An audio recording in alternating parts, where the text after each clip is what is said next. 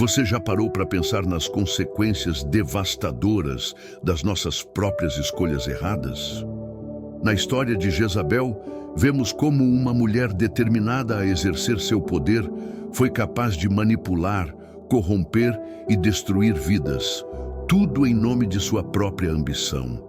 Ela levou um reino inteiro a adorar falsos deuses, desprezando a verdadeira autoridade e soberania do Deus de Israel e causando sofrimento a muitos. Mas, como todos sabemos, a justiça divina é implacável. Jezabel, que parecia imbatível, teve seu fim trágico e surpreendente, e isso nos ensina que, por mais forte que seja a nossa vontade, a vontade de Deus se sobrepõe a tudo. Se você se identifica com a luta contra as injustiças ou já se sentiu perdido diante de pessoas que tentam controlar, manipular e nos dissuadir a fazer coisas erradas, a história de Jezabel é um alerta. A verdade sempre vem à tona, e o que é feito nas sombras acaba sendo exposto. Neste vídeo, você vai descobrir todos os detalhes dessa história intensa e como a justiça de Deus se manifestou de maneira surpreendente. Não perca essa chance de entender a profundidade do que aconteceu e como as escolhas de Jezabel mudaram a história de Israel para sempre. Fique até o final e não se esqueça de se inscrever no canal. Aproveite e comente de qual cidade do Brasil ou de fora do Brasil você está assistindo esse vídeo. E lembre-se, existem muitas pessoas iguais a Jezabel por aí. O que você vai ouvir aqui pode mudar sua visão sobre as consequências das nossas ações. A Bíblia Sagrada nos ensina que Deus é longânimo, compassivo e misericordioso. Sua ira é diferente da ira dos homens. No entanto, quando Deus se ira, as consequências são imensamente graves, pois a justiça divina se manifesta de forma implacável. A história de Jezabel remonta a aproximadamente 850 anos antes de Cristo. Ela era uma princesa fenícia, filha de Etibaal, rei dos Sidônios, e se casou com Acabe, rei de Israel. Esse casamento foi uma aliança estratégica para fortalecer as relações entre Israel e a Fenícia. A história de Jezabel é narrada no primeiro e segundo livro de Reis, no Antigo Testamento. O nome Jezabel significa Baal exalta, ou Baal é marido de, mas também pode ser interpretado como impura. Após se casar com Acabe, Jezabel revelou ser uma mulher de forte personalidade e grande influência. Acabe acabou sendo manipulado por sua esposa, cedendo à sua forte influência. Ela teve 3 filhos com ele, Acasias, Jorão e Atalha. Jezabel não se limitava apenas ao papel de mãe e dona de casa, mas passou a exercer um poder considerável no reinado de Israel, impondo suas crenças e visões. Ela era uma religiosa fanática, cultuava diversos deuses e se considerava a porta-voz desses deuses, o que a qualificava como uma profetisa.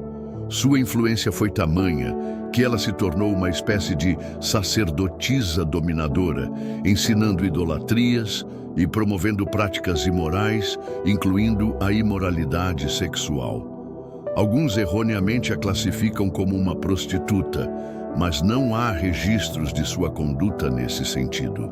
Sua imagem mística impedia que qualquer acusação contra ela fosse aceita. Mas a prostituição espiritual era uma realidade, e isso levou toda a nação de Israel a corromper-se, adorando Baal e, ao mesmo tempo, o Deus de Israel. Jezabel ultrapassou até mesmo a autoridade do rei Acabe, assumindo um poder político e religioso desmesurado.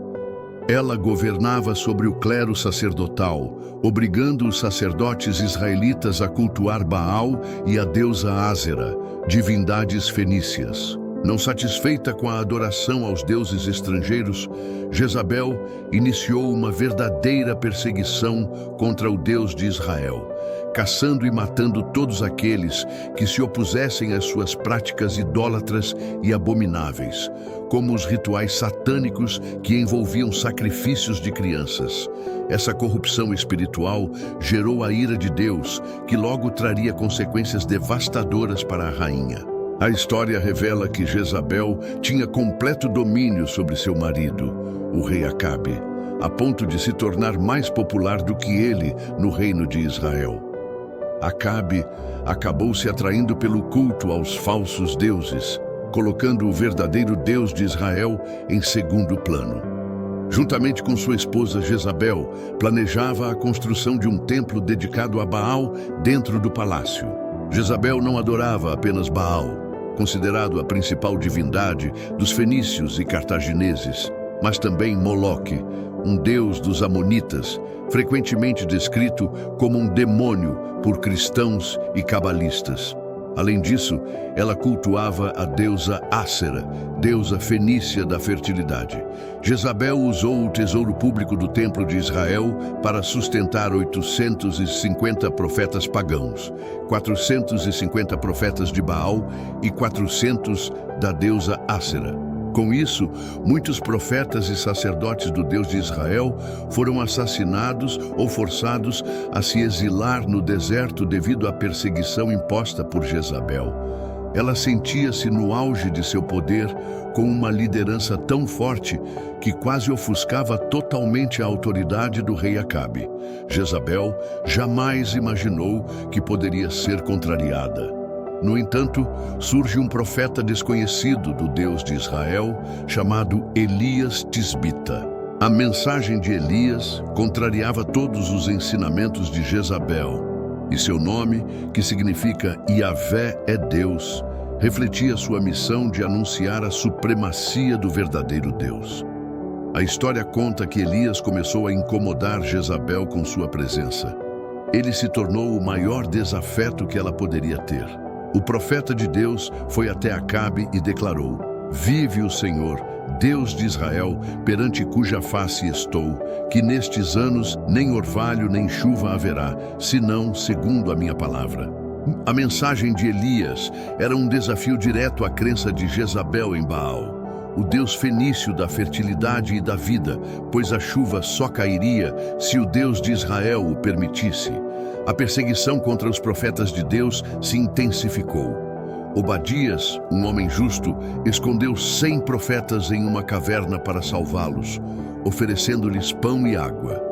No entanto, à medida que a seca se agravava em Israel, o ódio de Jezabel contra os profetas de Deus, especialmente Elias, crescia. Muitos profetas foram mortos pelos soldados da rainha. Em uma das passagens mais comentadas do Antigo Testamento, Elias desafiou todos os profetas de Jezabel, convocando-os para um confronto no Monte Carmelo, a fim de provar quem era o verdadeiro Deus. A resposta veio dos céus em forma de fogo, confirmando que o Deus de Israel era o único Deus verdadeiro. Como combinado no desafio, os profetas de Baal foram mortos, pois o profeta do falso Deus deveria perecer. Apesar dessa clara demonstração de que o Senhor dos Exércitos é o verdadeiro Deus, Jezabel não se rendeu. Seu coração estava endurecido e cheio de orgulho, o que a impediu de abandonar seus falsos deuses.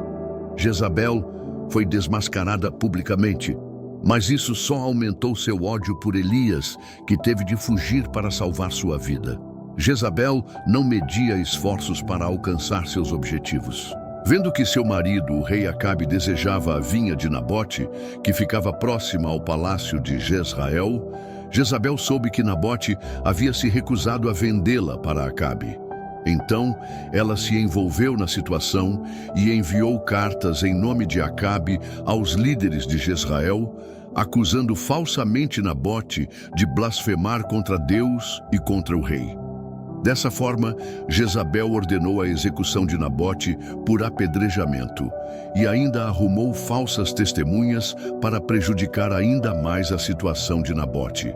Com isso, Nabote foi executado e sua vinha foi dada ao rei por Jezabel, pois, segundo as leis da época, a propriedade de alguém que cometesse tal crime passaria automaticamente para o rei.